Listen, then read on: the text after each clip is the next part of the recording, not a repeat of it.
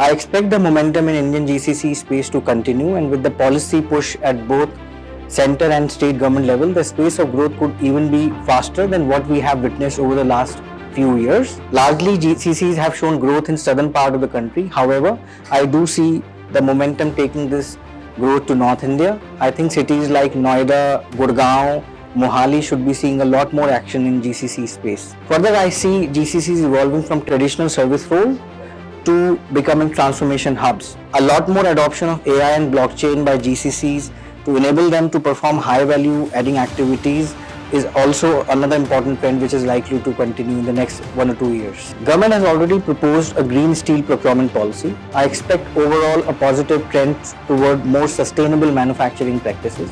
We should see wider adoption of clean energy, low emission processes and technologies. Also, I expect digitalization and automation to take off in a big way. Companies will push more of Industry 4.0 technologies like AI, robotic, etc. in their manufacturing processes. This will involve investments in smart factories and advanced manufacturing technologies to boost productivity.